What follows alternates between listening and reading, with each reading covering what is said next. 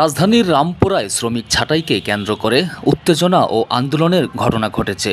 চাকরিচ্যুত শ্রমিকরা ন্যায্য ক্ষতিপূরণ ও পুনর্বহালের দাবিতে বিক্ষোভ কর্মসূচি পালন করেছেন। স্থানীয় সূত্রে জানা যায়, সম্প্রতি একটি প্রতিষ্ঠানে কর্মরত কয়েকজন শ্রমিককে পূর্ব ঘোষণা ছাড়াই কাজ থেকে ছাঁটাই করা হয়।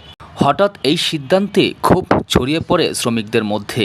ছাঁটাই হওয়া শ্রমিকরা অভিযোগ করেন, তারা দীর্ঘদিন ধরে স্বল্প মজুরিতে কাজ করলেও কোনো ধরনের কারণ না দেখিয়েই তাদের চাকরি থেকে অব্যাহতি দেওয়া হয়েছে। এতে পরিবার পরিজন নিয়ে তারা চরম অনিশ্চয়তার মধ্যে পড়েছেন। এর প্রতিবাদে ক্ষতিগ্রস্ত শ্রমিকরা একত্রিত হয়ে রাস্তায় অবস্থান কর্মসূচি পালন করেন এবং বিক্ষোভ মিছিল বের করেন। এ সময় তারা দ্রুত পুনর্বহাল অথবা উপযুক্ত ক্ষতিপূরণ প্রদানের দাবি জানান। আন্দোলনের কারণে এলাকায় কিছু সময় যান চলাচলে বিঘ্ন ঘটে। পরিস্থিতি নিয়ন্ত্রণে রাখতে ঘটনাস্থলে আইনশৃঙ্খলা বাহিনীর সদস্যরা উপস্থিত ছিলেন। তবে এ বিষয়ে সংশ্লিষ্ট প্রতিষ্ঠানের পক্ষ থেকে এখনও আনুষ্ঠানিক কোনো বক্তব্য পাওয়া যায়নি। শ্রমিকদের দাবি, তাদের ন্যায্য অধিকার নিশ্চিত না হওয়া পর্যন্ত আন্দোলন চালিয়ে যাবেন তারা।